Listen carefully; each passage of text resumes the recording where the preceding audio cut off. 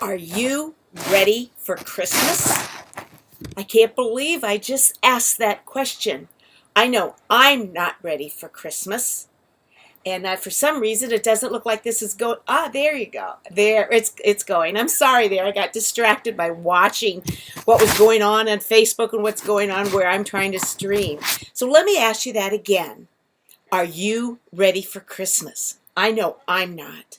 And as we get caught up in the busyness of this coming season, I really want to spend some time with God. I want to slow down and get my heart and my mind ready for Him. And the birth of Jesus coming. I want to be fully present in the celebration of the season ahead. Welcome to an Advent adventure.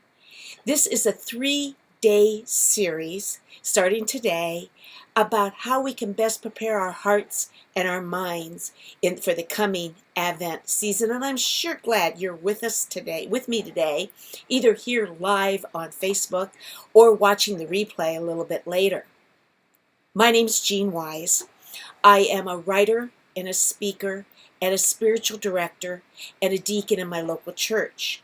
I write twice a week on the blog healthyspirituality.org, and I help people of faith explore and discover different spiritual practices that help them deepen their walk with God and help them draw closer to God. And one of those practices is observing the practice of the Advent season. So this is going to be a 3-part series this week. Today I'm going to look at the top 10 facts for the Advent season and about Advent. Tomorrow at 2:30 Eastern, I plan to talk about what I call the roots and the shoots of Advent, where we look at kind of where Advent started from and the different themes that emerge out of that rich history. And out of that, what we can do to use that to prepare our hearts for Advent. And then Thursday at 2:30 Eastern, I'll come back with a third video. And we'll talk all sorts of tips and ideas and resources that we can use throughout the season. Now, I do want to let you know, and I'll repeat this at the end of this video, that I did compile a lot of those tips and ideas for Advent into a free resource guide. It's called the Advent Resource Guide, and it is available. You can get that free at healthyspirituality.org/Advent. So let's get into today's topic about what are the top 10 things about Advent, facts about Advent. But first, I just learned a new tidbit about Advent today. So I'm going to throw in a bonus one right here at the start for you that I won't repeat later. So I'm glad you're with me right now and you can hear this. But anyway, the point is, the new tidbit that I learned was that in some parts in the world, this season is not called Advent. This season is called St. Philip's Fast, or it's called the Nativity Fast, or it's called Winter or Christmas Lent, because it's a time of preparation for a coming event. In Lent, we get ourselves prepared for the Easter season, and in Advent, we prepare ourselves for Christmas. I thought that was an interesting little tidbit. So let's get into this top 10 facts about Advent. Number 1. What does the word Advent mean anyway? The word Advent comes from a Latin word, adventus, and that means coming or arrival. And yes, we're looking for the coming and the arrival of the birth of Jesus. And that kind of gets a whole framework into our season. Number 2 of the facts is the Advent season. It usually begins 4 Sundays before Christmas. Now, it's not always 3 or 4 weeks long because it kind of depends on where Christmas falls. This year, Advent starts on November 27th. In my church, we have weekly Advent services on Wednesday nights. And in some years, we have that on, some years we have 3 of them And some years we have 4. This year we happen to have 4. We have 4 Wednesdays, just the way Christmas falls on a Sunday this year. So it makes a little bit of difference. So it is really Advent season is the 4 Sundays before Christmas. Number 3, Advent is a time of expectations. Isn't that a wonderful word to consider? You know, during this Advent time, we could think about Mary expecting her firstborn, her expecting her son to come into her arms. On that, she's full of expectations. And that's a time for us also. What are we expecting? How do we expect to be changed by this event of Christmas? How will our hearts be transformed by the birth of the Son of God? It's a good word to ponder during this time of year. And number 4 is that there's wonderful hymns that we could sing during the Advent service. Do you have any favorite Advent hymns or even Christmas hymns? I read the other day some of our Christmas hymns were actually written for the Advent time to get the people ready for the Christmas season. So if you have one, why don't you put those in the comments? I'm curious, and you could comment even if you're watching this on the replay. I'm curious what some of the favorite Advent hymns are. My favorite is O Come, Emmanuel. I love that song. I love the words and how it gives different names to God. And it's a hymn that could be prayed, not just sung. And think about that. I have heard that those who sing pray twice. I think that's a wonderful expression that we have on that way. So think about your favorite Advent hymn and how that can be used as a prayer during the Advent season. Number 5 is that there's different colors associated with the Advent season. One of the most common colors you see is purple, because that stands for prayer and repentance, rejoicing and celebrating. A few years back, my church changed the colors that they were using. Instead of using purple during Advent, they use this beautiful shade of blue. And the blue represents the peace and the hope that we have as gifts for us during the Advent season. So there's different colors. And speaking of colors, that leads us to number 6 top 10 fact about Advent, and that is the use of the Advent wreath. Our church puts up a large Advent wreath. I have a small one here that I use at home that I put on a centerpiece under my table. And on that Advent wreath, it's usually green and has evergreens on it. Evergreen, use it. And what I do a lot of times is put 4 candles. A lot of times you could use 4 candles. You could use 3 purple ones and 1 pink one, and that follows the colors. Often you put a white one in the middle, and that stands for the Christ candle.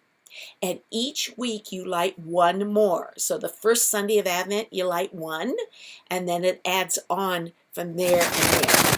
And then on Christmas Eve you light the Christ candle in the middle. It's a beautiful tradition.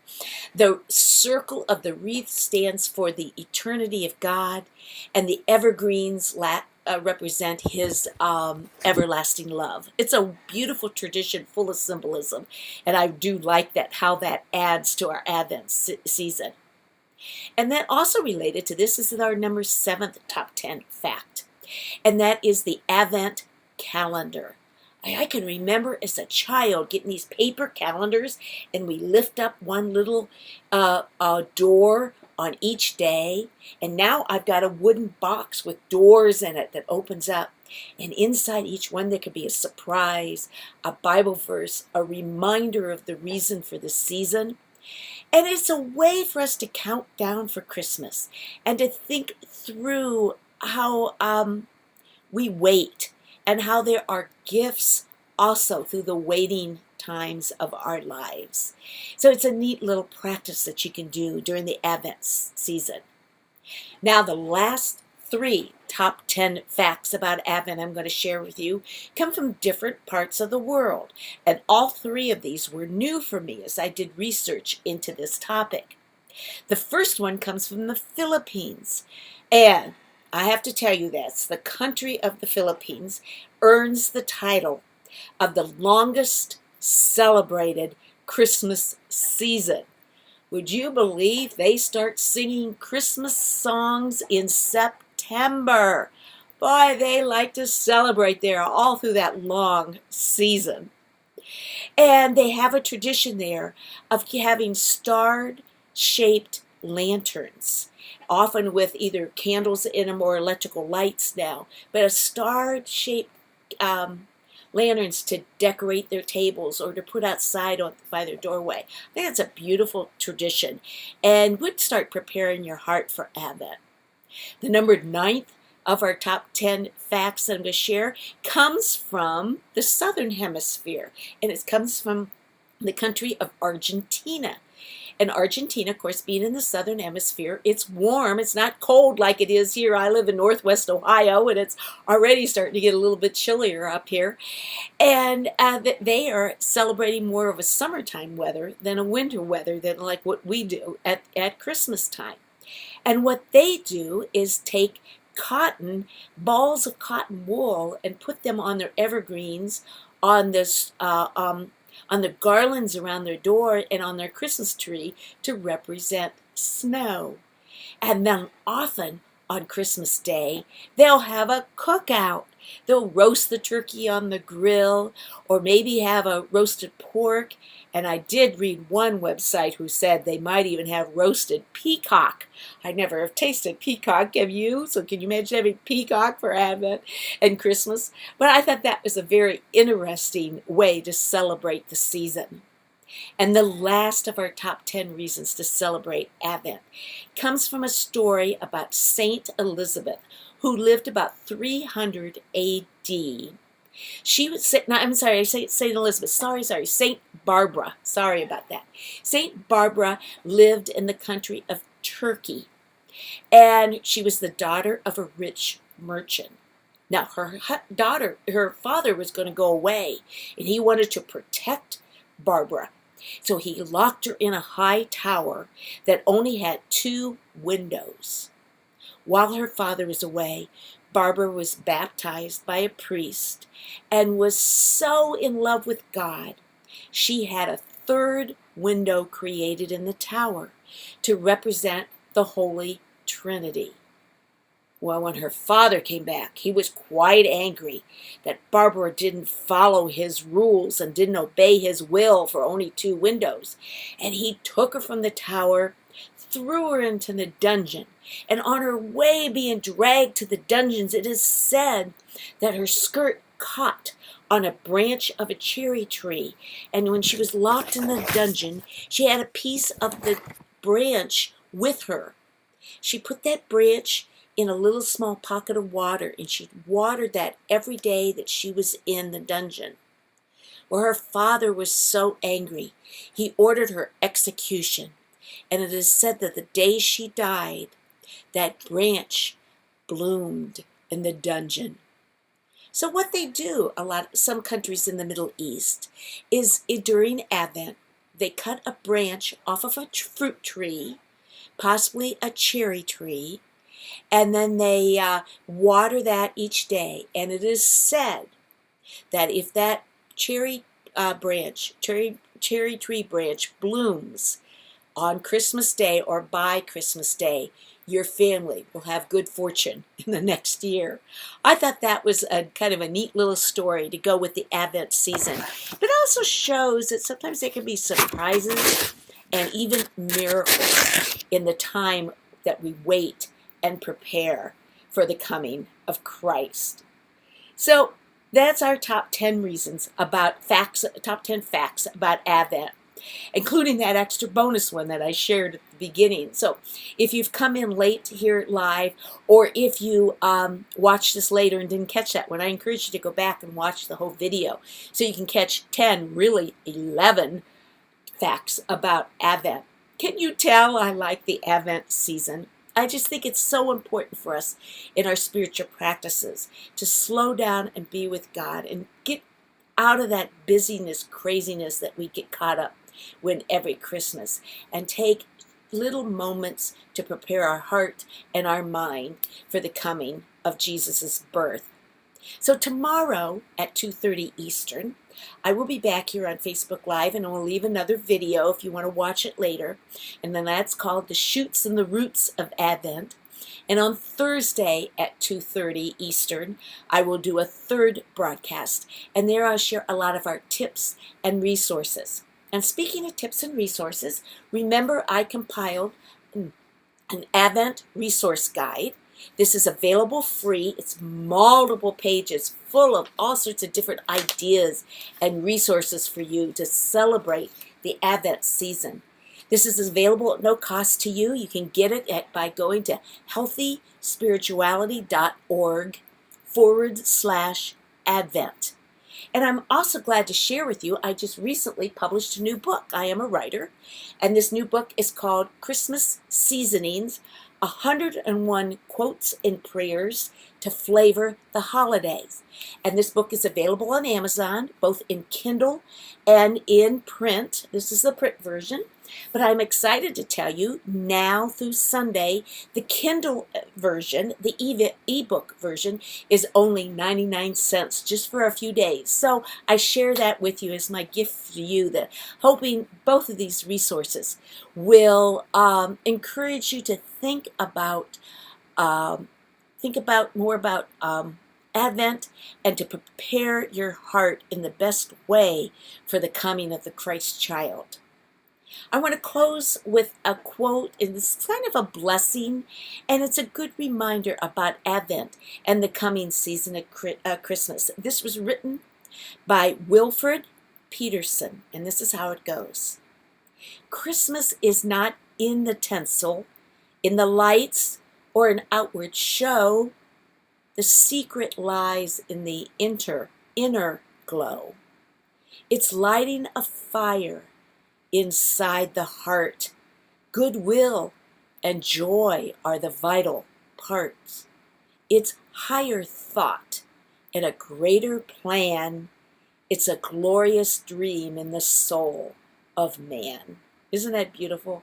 So think about that this week, and let's get ourselves ready for Advent that starts at November 27th. Thank you for joining me today, and I'll see you in the next video. Bye now.